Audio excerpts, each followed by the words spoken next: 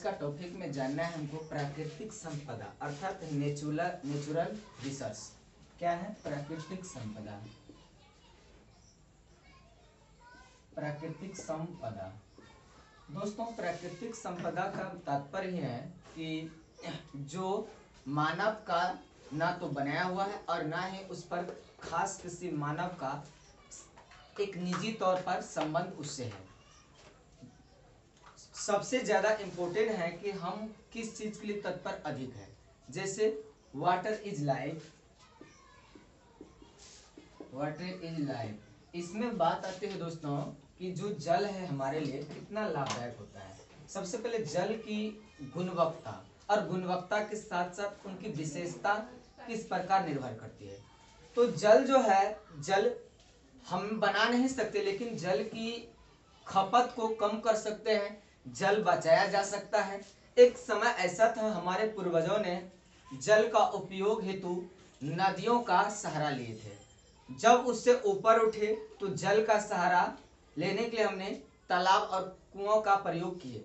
आज का जमाना हर घर में क्या हो गया, जल का निकालने की जरिया प्रत्येक घर में बोरवेल, ट्यूबवेल, नलकूप ऐसे साधन लगे हुए।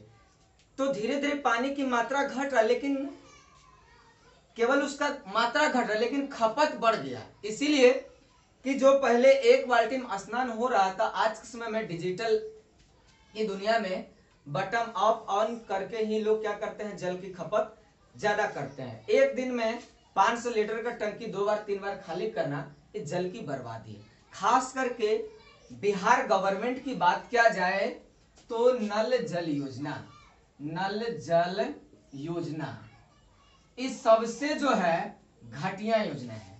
इस योजना को जल्द से जल्द बना करके जल को बचाया जा सकता है, क्योंकि जल तो है, नल नहीं है, नल है तो जल नहीं है, पाइप फटा हुआ।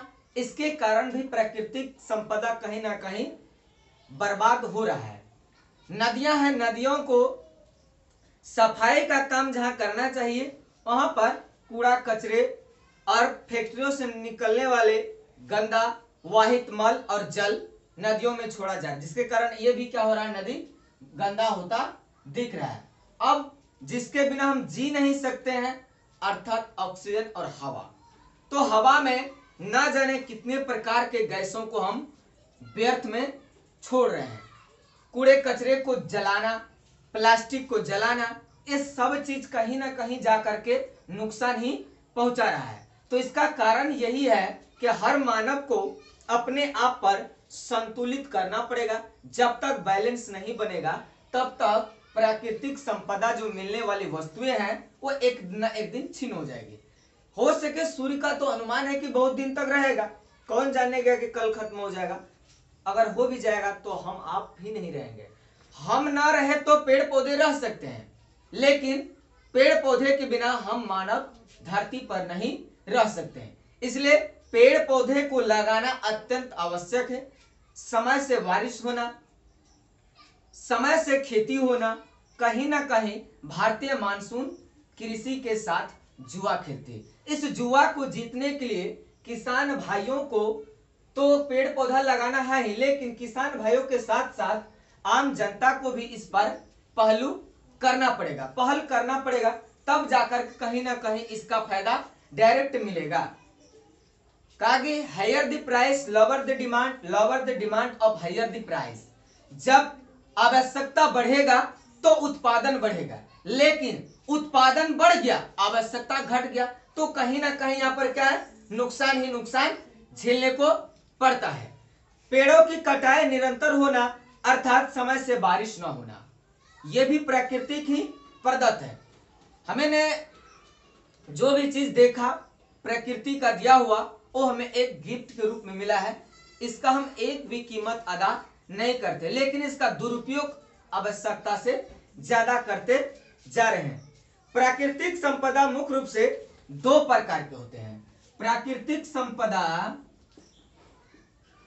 2 प्रकार के होते हैं। एक क्षयशील, दूसरा अक्षयशील, अक्षयशील, जैसे प्राकृतिक के द्वारा ही बना हुआ कोयला, पेट्रोलियम, तो यहाँ तक के हाइड्रोक्लोरिक अम्ल लैब में भी बने लगा। ये सब जो है हमें प्रकृति से मिला हुआ है, लेकिन इसका दुरुपयोग अलग अलग जगहों पर हो रहा है। खास करके एक मजे की बात यह है कि एल्कोहल, प्राकृतिक एल्कोहल जो है मनुष्य के लिए नुकसानदायक नहीं है। जैसे नीरा उत्पादन आप जानते हैं, लेकिन नीरा की जगह यहाँ कुछ और ही हो रहा है, जो हम लोग बोलते हैं देसी शराब। तो नीरा अर्थात ताड़ी का उत्पादन जो है उतना लाभदायक नहीं है, तो हानिकारक भी नहीं, लेकिन उसी नीरा के जगह शराब का उत्पादन जान माल के साथ साथ दूसरा का भी नुकसान, पेड़ पौधे पर भी तो नुकसान पहुंचता है। 1 लीटर शराब बनने में ना जाने 10 किलो के आसपास में ईंधन की खपत होती है, तो इसको रोकना भी हमारा ही कर्तव्य होता है। तो कहीं ना कहीं पूरे जीवन चक्र प्रकृति से जुड़ा हुआ है। अक्षयशील में लगता है कि ये खत्म नहीं होने वाला सूर्य की रोशनी को उपयोग करना चाहिए। सोलर सिस्टम के जरिए सरकार कहीं कहीं पहल भी कर रही है, बिजली की उत्पादकता दर को बढ़ाया जा सकता है। सोलर सिस्टम के तहत प्रत्येक गांव में बिजली की भरपूर मात्रा मिल सकती है, लेकिन सरकार इस पर ध्यान न दे करके thermal plant, ethanol plant, air plant और वाटर प्लांट, 4 प्लांटों पर इन्होंने बिजली को रख दिया है। ये कहीं ना कहीं आपको और हमारे जीवन को क्षति ही पहुंचा रहा है। इसका भी रोकने का जरिया हम और आप हो सकते हैं। तो कल का पूरा टॉपिक में हम बताएंगे, इसका पूरा चर्चा चलेगा। प्राकृतिक संपदा है क्या, इस पर क्या क्या बातें आती है, और प्राकृतिक संपदा के प्रकार का भी चर्चा कल का वीडियो में हम आपको देने जा रहे हैं। जय हिंद, जय भारत।